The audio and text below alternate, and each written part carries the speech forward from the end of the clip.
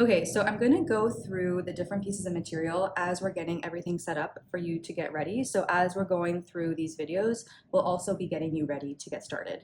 So we'll start with the Aida fabric because we'll need to cut that in a good piece for the hoop, or if you don't want to use the hoop, just ignore those videos. But to get started with the Aida fabric, just want to give you a little bit of background on how to assess which one is best suited for you.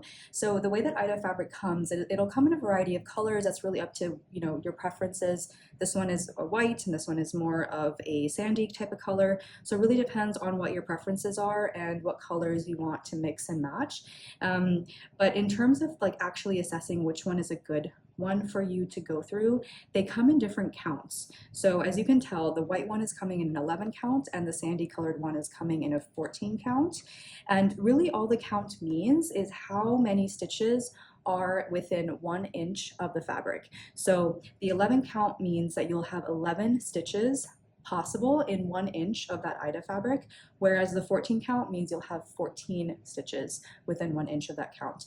So really big picture, what that means is the higher the count, the smaller the stitches are going to be because there's more of them within the same space available. So I'll take both of them out and maybe it'll be clearer on what I mean by that. So, okay, with these two pieces of Aida fabric side by side and out of their packaging, you can hopefully see that each of them has a series of holes and these are the holes that you'll be using to guide your tatreez, okay? So if you can kind of tell, the white one has much larger amount of spacing between the different holes compared to the sandy colored one. And that just essentially goes back to the count. So the 11 count has bigger spacing, which means that your X's are going to be larger than the one on the sandy colored Aida fabric. So really all that means for you in terms of deciding which count you want to go with, do you want your stitching to be larger? Maybe this one is a little bit easier on the eyes because the stitching is going to be bigger, so it'll be easier for you to see. Or you can make a lot more intricate type of patterns because the stitching will be so much closer together if you're using the 14 count. There is no right or wrong answer here, so it's really just up to you and your preferences. I think what would be really helpful as you're going through is get a little bit of both and just do one motif on the same motif on both of these types of different counts and see which ones you like. You might like to see a little bit more intricate spacing. There's also something really beautiful about the bigger X's. So honestly, it's really up to you.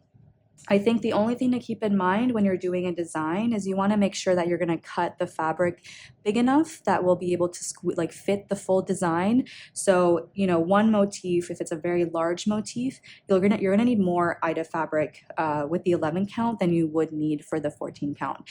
So it's something to think about. As you get more advanced in your tatreez practice, you'll start learning how to very easily count and just make sure that you're calculating correctly. So for example, if you find a motif that you really want to stitch and it's 2 inches long, or it has like a certain number of stitching, you can just divide or multiply by 11 or 14 to get the full number of inches that you would need of that fabric. So you won't have to really worry about that too much in this particular course. This is just when you're thinking about more advanced pieces where you want to combine multiple motifs together.